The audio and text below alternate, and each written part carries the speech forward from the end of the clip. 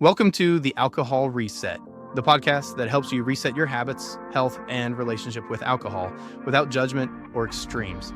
If you're looking to cut back, take a break, or just understand how drinking can affect your body and mind, you're in the right place. Each episode brings you science-backed insights on neuroscience, nutrition, and habit change to help you feel better, sleep deeper, and take control on your terms. I'm Mike Hardenbrook, best-selling author, neuroscience enthusiast, and habit change expert. I've helped thousands through my book and podcast to rethink their drinking, and now I'm here to help you do the same. Let's get started. Welcome back. I'm Mike Hardenbrook, author of No Willpower Required and founder of Cloud9. And I want to start today by trying a little experiment with you. I want you to picture a scenario, and you've probably been there before. Most of us have. You are out at a bar. It's dimly lit. The music is just loud enough that you have to lean in to hear, and the air is warm. Or maybe it's a dinner party that's gone on a little late. You've had a drink, maybe two. You're feeling that specific warmth in your chest, that loosening of the shoulders. You're talking to someone, maybe a stranger you just met, maybe an acquaintance, and you lock eyes. And in that moment, something feels, different. The eye contact feels more intense than usual. It feels easier. You feel a sudden surge of confidence, a sense of chemistry that just feels undeniable.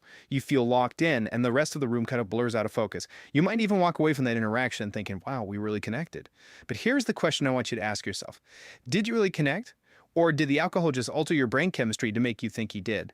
Today, we are exploring the actual science of the drunken stare. We are looking at the specific neurobiology of what happens to your eye contact, your perception, and your nervous system when alcohol enters the bloodstream.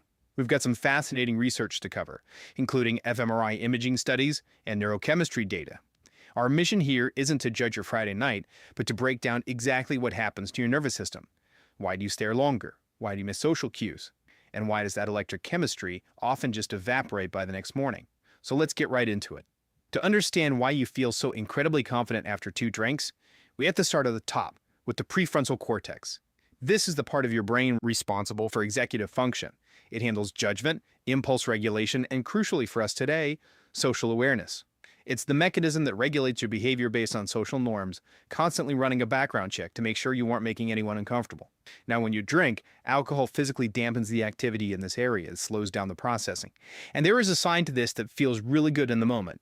Because the prefrontal cortex is dampened, you experience lowered inhibition. Think about that internal voice that constantly asks, am I looking at them too much, or is this awkward? When you drink, that voice gets very quiet. The result is you worry less about how you are perceived, which internally feels exactly like confidence. You might hold eye contact longer because the mechanism that usually says, hey, break the tension, give them space, it's just offline. You initiate eye contact more easily because the fear of rejection is chemically muted. But as with everything in neurobiology, there is a trade-off. And here's where it gets a little risky. The prefrontal cortex is also responsible for interpreting subtle cues. Social interaction is incredibly complex, right? We are constantly reading microexpressions to see if the other person is engaged or uncomfortable. When alcohol dampens this area, you lose the ability to interpret those signals accurately. You might feel bold, locking eyes like a movie star, but you might be completely missing the fact that the other person is actually uncomfortable. You might miss their feet pointing toward the door, or a slight look of confusion. You weren't reading the room better, you're just not processing the data. But it's not just about missing boredom. It gets more primal than that, which brings us to the amygdala. This is your brain's threat detector. Its only job is to scan the environment for danger. When it sees an angry face or someone staring aggressively, the amygdala lights up and puts you on alert. But alcohol makes the amygdala significantly less reactive. There are amazing studies on this using functional MRI imaging. Researchers put sober people in the scanner and showed them images of angry or fearful faces. As expected, their amygdala reacted instantly. It's a survival instinct. But then they showed those same aggressive faces to people who had consumed alcohol, and the response was completely reduced. Silence. The brain literally failed to register the threat intensity. Think about the real-world implication of this.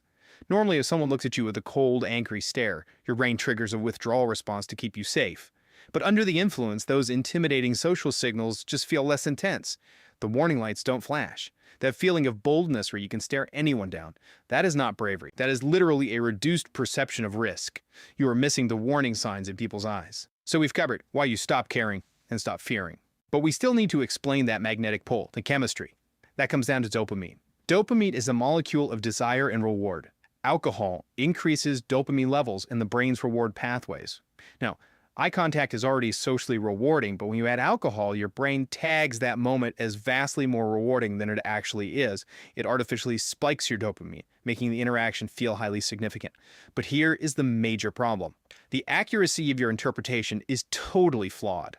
Research shows that alcohol reduces your accuracy in reading facial expressions, and specifically, people are much more likely to misinterpret neutral faces as friendly. And let that sink in. You are talking to someone with a polite, completely neutral expression. But because of the alcohol and dopamine, your brain reads that blank canvas as interested or even flirtatious, so you stare longer. You lean in. This leads to massive social misunderstandings because you're overestimating mutual attraction based on bad data. And if you want to understand those intense late-night deep talks, we have to add oxytocin to the mix. Oxytocin is the bonding hormone, and it's naturally released during prolonged eye contact. It facilitates trust. So combine oxytocin making you feel bonded, dopamine making you feel rewarded, and a dampened prefrontal cortex removing your judgment. The specific chemical combination creates a feeling of heightened emotional intensity. It explains why you can meet a stranger and feel like you've known them for years. It's an intimacy illusion, a feedback loop of uninhibited neurotransmitters that mimics deep connection but is actually detached from reality.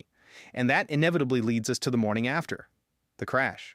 You wake up and suddenly that magical connection feels confusing. Physiologically, here's what's happening to your nervous system.